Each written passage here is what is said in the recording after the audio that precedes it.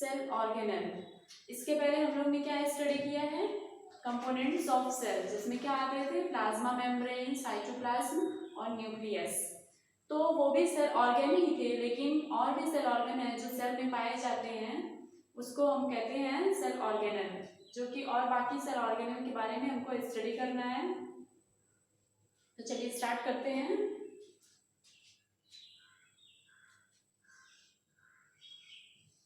Cell organelle. Cell organelle में पहले हम बनाते हैं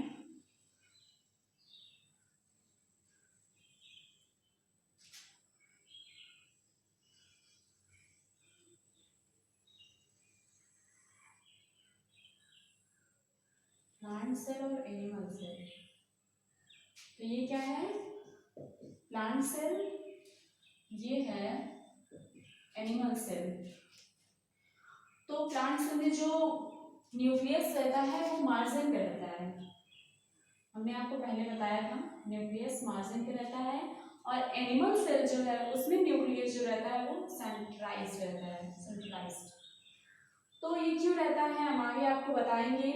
इसकी जो आउटर कवरिंग होती है वो प्लाज्मा मेम्ब्रेन होती है, और जो प्लांट सेल की जो होती है वो सेल वॉल और प्लाज्मा मेम्ब्रेन होती है। एनिमल सेल की जो होती है वो प्लाज्मा मेम्ब्रेन होती है। प्लाज्मा मेम्ब्रेन के बारे में हमने आगे क्लासेस में स्टडी करा है। अब इसके आगे हमने क्या पढ़ना है, हमको पढ़ना है सेल ऑर्गेनेल। तो सेल ऑर्गेनेल में सबसे पहला क्या आता है, एंडोप्लाज्मिक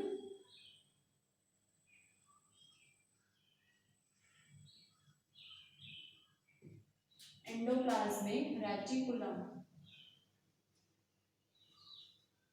एंडोप्लाज्मिक रेटिकुलम क्या होता है, ये नेटवर्क, एक नेटवर्क होता है, एक जाल होता है, जाल की तरह दिखता है, ट्यूब लाइक स्ट्रक्चर होता है, जो कि न्यूक्लियस से लेके प्लाज्मा मेम्ब्रेन तक फैला रहता है। न्यूक्लियस से लेके प्लाज्मा मेम्ब्रेन तक ही नहीं फैला रहता, एक पूरे होल सेल में फैला रहता है, प्लांट सेल में भी, एनिमल सेल में भी। लेकिन यहाँ पे हम सिर्फ यहाँ पे ही ड्रॉ करके आपको बताएंगे कि एंडोप्लाज्मिक रेटिकुलम कैसा दिखता है। अगर हम पूरे सेल में ड्रॉ कर देंगे तो फिर इसमें अदर सेल ऑर्गेनेल के लिए जगह नहीं बचेगी। तो चलिए हम एंडोप्लाज्मिक रेटिकुलम कैसा होता है, ये नेटवर्क या ट्यूब लाइक स्ट्रक्चर होता है जो कि प्लाज्मा मेम्ब्रेन तक रहता है, एंडोप्लाज्मिक रेटिकुलम। अब हम अगर यहाँ पे कुछ डॉट्स पहले देख लेते हैं। एंडोप्लाज्मिक रेटिकुलम ये हो गया, प्लांट्स में कैसे हो गया, प्लांट्स में भी सेम ऐसे ही रहता है।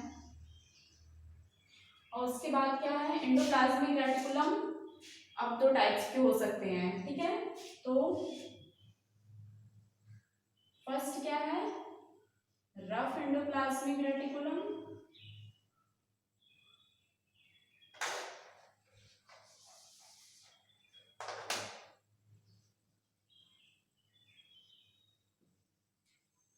इसको कहीं कहीं पे ER भी कह सकते हैं, ER भी डिनोट किया जाता है। Rough endoplasmic reticulum, smooth endoplasmic reticulum. तो क्यों इसको रफ कहा गया है, क्यों इसको स्मूथ कहा गया है, हम आपको बताते हैं। तो अगर यहाँ पे जो एंडोप्लाज्मिक रेटिकुलम है, अगर इस पे हम कुछ डॉट्स बना दें ऐसे करके, दिख रहे हैं, ऐसे करके डॉट्स बना दें, फिर जितने एंडोप्लाज्मिक रेटिकुलम में ये डॉट्स पाए जाते हैं वो रफ होते हैं। और ये रफ क्यों होते हैं, ये जो डॉट्स हैं इनको कहते क्या हैं, इनको कहते हैं राइबोसोम। तो जो डॉट्स एंडोप्लाज्मिक रेटिकुलम, जो राइबोसोम एंडोप्लाज्मिक रेटिकुलम में पाए जाते हैं, उसकी सरफेस कैसे दिखने लगती है, नजर आती है रफ। तो इसको कहते हैं rough endoplasmic reticulum. Smooth endoplasmic reticulum किसको कहेंगे, जहां पे राइबोसोम अब्सेंस है उसको स्मूथ एंडोप्लाज्मिक रेटिकुलम कहेंगे। इसमें कि ऐसे होगा, कुछ जगह पे राइबोसोम होंगे तो ये रफ रहेगा। तो इसके आगे क्या बात करते हैं, राइबो, ये जो होता है प्रोटीन सिंथेसिस, इसका फंक्शन क्या हो जाएगा, एंडोप्लाज्मिक रेटिकुलम का प्रोटीन सिंथेसिस। वो कैसे होगा, क्योंकि रफ एंडोप्लाज्मिक रेटिकुलम पे क्या पाया जाता है, एंडोप्लाज्मिक रेटिकुलम पे राइबोसोम पाया जाता है। तो सबसे पहले क्या इसमें आएगा, राइबोसोम। राइबोसोम से क्या होता है, protein synthesis. Protein synthesis ribosome करता है, ये रफ एंडोप्लाज्मिक रेटिकुलम का फंक्शन हो गया। और स्मूथ का क्या है, ये किसका सिंथेसिस करता है, लिपिड्स का। तो प्लाज्मा मेम्ब्रेन जो बनी रहती है, ये जो प्लाज्मा मेम्ब्रेन है ये जो बनी रहती है वो किसकी बनी रहती है, लिपिड्स और प्रोटीन की। तो ये रफ एंडोप्लाज्मिक रेटिकुलम से हमको प्रोटीन मिल जा रहा है और स्मूथ एंडोप्लाज्मिक रेटिकुलम से हमको लिपिड्स मिल जा रहा है। तो प्लाज्मा मेम्ब्रेन ये जो रहता है एंडोप्लाज्मिक रेटिकुलम, ये एक उसकी तरह भी काम करता है। एंडोप्लाज्मिक रेटिकुलम का एक और फंक्शन क्या होता है, structure to the cell, structure to cell. Second क्या होगा, मेम्ब्रेन बायोजेनेसिस, मेम्ब्रेन बायोजेनेसिस। तो ये कैसे करता है, रफ एंडोप्लाज्मिक ने प्रोटीन सिंथेसिस किया राइबोसोम द्वारा और इन्होंने लिपिड्स।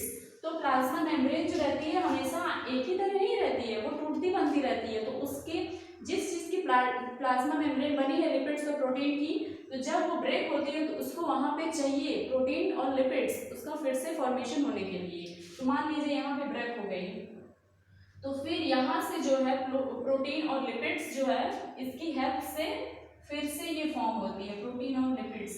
मेम्ब्रेन बायोजेनेसिस हो जाता है, इसी को कहते हैं मेम्ब्रेन बायोजेनेसिस। जो बायो प्रोडक्ट इसका है उससे फिर से उसका निर्माण, जेनेसिस। तो मेम्ब्रेन बायोजेनेसिस किसकी हेल्प से हो रहा है, रफ एंडोप्लाज्मिक स्मूथ एंडोप्लाज्मिक से प्रोटीन और लिपिड्स जो भी निकल रहे हैं वो इसका फॉर्मेशन कर रहे हैं, जो कि एंडोप्लाज्मिक रेटिकुलम का फंक्शन है। और ये पूरे सेल को एक स्ट्रक्चर भी देता है। तो इसका ये हो गया एंडोप्लाज्मिक रेटिकुलम। फिर इसके बाद क्या आता है, इसके बाद जो हमारा मोस्ट इंपॉर्टेंट पार्ट है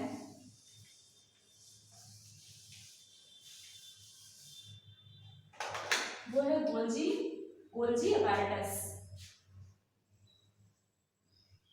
फर्स्ट लेक्चर में हमने बताया था गोल्जी अपैरेटस क्या होता है। ये कुछ ऐसे दिखता है, सैक लाइक।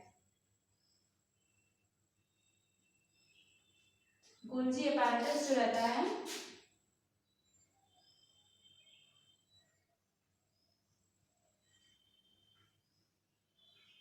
गोल्जी अपैरेटस जो है वो सैक लाइक स्ट्रक्चर होता है।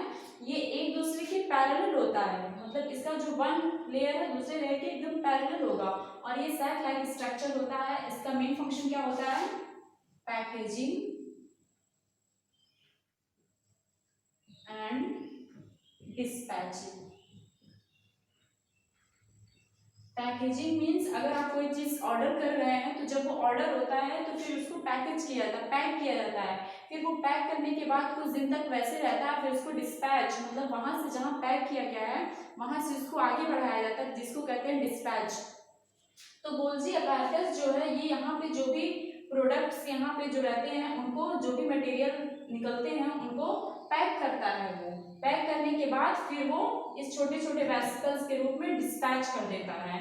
तो ये इसका मेन फंक्शन है, पैकेजिंग एंड डिस्पैचिंग। तो डिस्पैच करने में एक और चीज डिस्पैच होता है, उसको हम क्या बोलते हैं,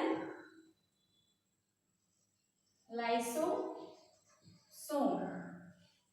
तो लाइसोसोम क्या होता है, लाइसोसोम को क्या कहते हैं, इसका निकनेम क्या है, suicidal bag of the cell, suicidal bag of the cell. Suicidal bag of the cell इसको कहा गया है। तो सुसाइडल बैग इसको क्यों कहा गया है, इसका काम तो काफी अच्छा है बट इसके फंक्शन के अकॉर्डिंग इसको सुसाइडल बैग कहा गया है।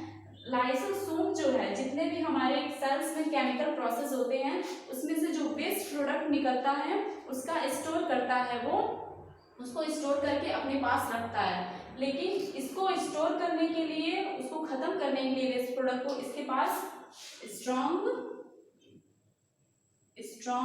डाइजेस्टिव एंजाइम की जरूरत होती है। इसके अंदर स्ट्रॉन्ग डाइजेस्टिव एंजाइम की जरूरत होती है। अगर स्ट्रॉन्ग डाइजेस्टिव एंजाइम है तो ही ये जो वेस्ट प्रोडक्ट है उनको ब्रेक कर पाएगा, उनको खत्म कर पाएगा। लेकिन ये वेस्ट प्रोडक्ट स्टोर करते करते एक समय ऐसा आता है जब इनका डाइजेस्टिव एंजाइम जो है वो खत्म हो जाता है या बहुत कम हो जाता है, जिसकी वजह से इनकी जो सेल रहती है, लाइसोसोम है ये, इनकी जो सेल रहती है वो ब्रेक हो जाती है। ब्रेक होने से इनका जो वेस्ट प्रोडक्ट है वो पूरे सेल में फैल जाता है। तो इसको प्रिवेंट करने के लिए ये जो है ऑर्गन ये खुद को डाइजेस्ट कर लेता है, ताकि ये जो इसके वेस्ट प्रोडक्ट है वो सेल में बाहर ना जाए, वो खुद की सेल को ओन सेल डाइजेस्ट कर लेता है, इसीलिए इसको कहा गया है suicidal bag of the cell. तो ये हो गया लाइसोसोम, सुसाइडल बैग कहते हैं। इसके बाद जो होता है मोस्ट इंपॉर्टेंट पार्ट आता है वो है माइटोकॉन्ड्रिया।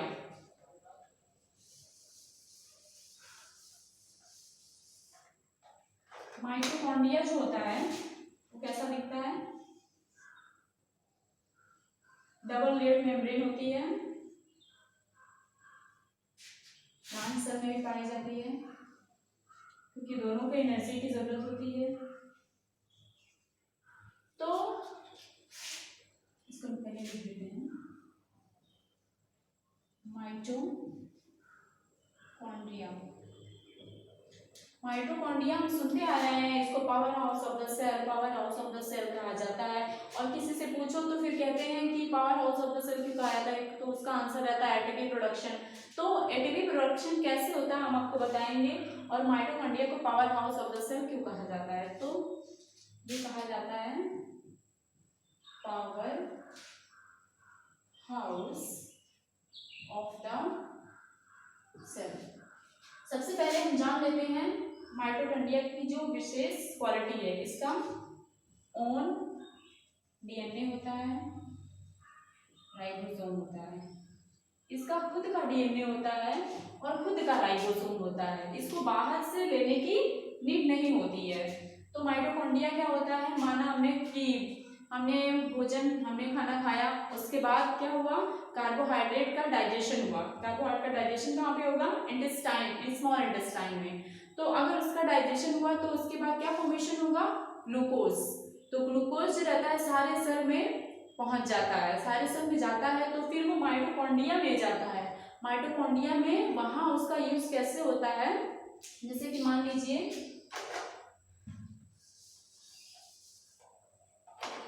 ग्लूकोज का क्या है C6H12O6, ये हो गया ग्लूकोज। तो ग्लूकोज जो है माइटोकॉन्ड्रिया में ये एक जो है अभी पैकेज है, मतलब जब तक इसको ब्रेक नहीं किया जाएगा ये एनर्जी रिलीज नहीं करेगा। तो ग्लूकोज माइटोकॉन्ड्रिया में जैसे ही पहुंचता है, जो हम खाना खाते हैं कार्बोहाइड्रेट का डाइजेशन होता है स्मॉल इंटेस्टाइन में, तो वो कन्वर्ट हो जाता है ग्लूकोज में। तो ग्लूकोज का जब तक यूज नहीं होगा तब तक एनर्जी प्रोडक्शन नहीं होगा। तो ये माइटोकॉन्ड्रिया के सेल्स में जाता है, वहां पे इसको ब्रेक किया जाता है। तो इसको ब्रेकेज प्रोसेस में क्या इसकी होती है, जो हम ऑक्सीजन इनहेल कर रहे हैं, ऑक्सीजन हम ले रहे हैं, तो उसको क्या रहता है, जैसे ही ऑक्सीजन हम लेते हैं तो फिर यहाँ पे क्या होता है, ऑक्सीजन लिया हमने, तो फिर ये कौन सी प्रोसेस है, स्लो कंबशन। कंबशन जो होता है जिसमें फ्लेम्स होती है, बट जरूरी नहीं कंबशन में फ्लेम्स हो, स्लो कंबशन में फ्लेम्स नहीं होती है। तो हमने ऑक्सीजन लिया, तो फिर यहाँ पे क्या रिएक्शन हुआ, CO2 बना plus H2O released, energy release हुई।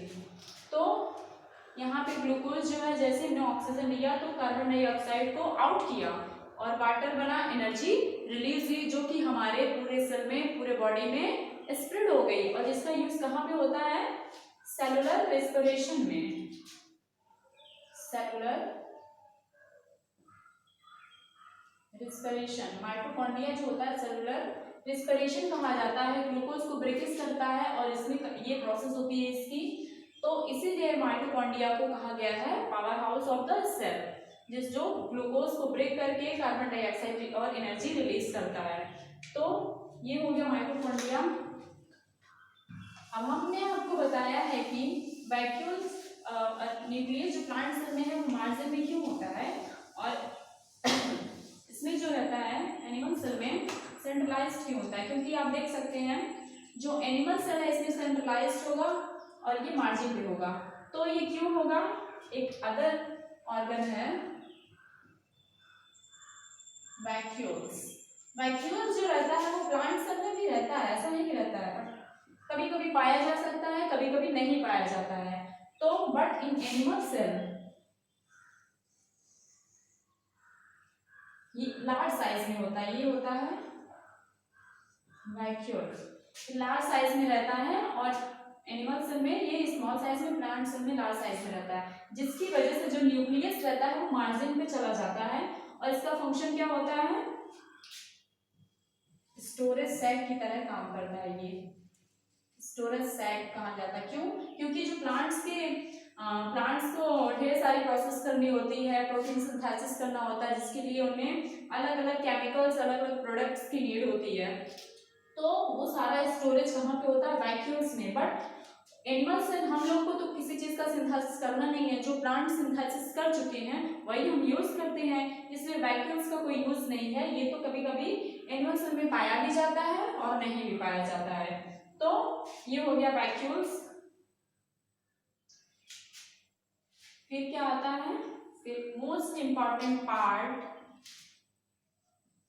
जिसकी वजह से पूरी दुनिया जिंदा है, वो क्या है? प्लास्टिड, जो कि एनिमल सेल में नहीं पाया जाता है, प्लांट सेल में पाया जाता है। जो कि कैसे होता है? एक सिक्के की तरह होता है, जैसे एक सिक्का दूसरे सिक्के पर रख दिया गया ऐसे ऊपर ऊपर, ये प्लास्टिड ऐसे ऐसे करके प्लास्टिड होता है। जिसमें क्या होता है? इसमें 3 कलर्स होते हैं, 3 पिगमेंट्स होते हैं। प्लास्टिड का मीन्स है पिगमेंट, पिगमेंट मीन्स कोई भी कलर, बट इसमें 3 कलर होते हैं, 3 पार्ट्स हैं इसके, जिसमें पहला है क्लोरोप्लास्ट, दूसरा है क्रोमो, तीसरा है ल्यूको। तो जो क्लोरोप्लास्ट होता है प्लास्टिड में, वो कहाँ पे होता है? वो जो प्लास्टिड है उसके अंदर क्लोरोप्लास्ट है, क्लोरोप्लास्ट के अंदर है क्लोरोफिल। और क्लोरोफिल का फंक्शन क्या होता है? ये फंक्शन ये हेल्प करता है प्रोटीन सिंथेसिस में, जो कि जिसके द्वारा प्लांट्स अपना फूड एंड वाटर जो भी है बनाते हैं। बट इसका फंक्शन ये हो गया और उसके बाद ही हमको कार्बन डाइऑक्साइड मिलता है, ऑक्सीजन। तो अब क्रोमोप्लास्ट का क्या फंक्शन है? ये कलर्स होते हैं, मतलब इस क्रोमोप्लास्ट में कई कलर्स आते हैं, रेड, ब्राउन, ग्रीन। जैसे कि टमाटर का रेड हो गया, फिर ऑरेंज ले लीजिए, गाजर का, मतलब जितने फ्रूट्स हैं, जितने सबको कलर देने के लिए क्रोमोप्लास्ट का यूज होता है। बिना क्रोमोप्लास्ट के सारे फ्रूट्स, वेजिटेबल्स जो है कलरलेस रहेंगे। और ल्यूकोप्लास्ट का क्या, कहाँ पे यूज होता है?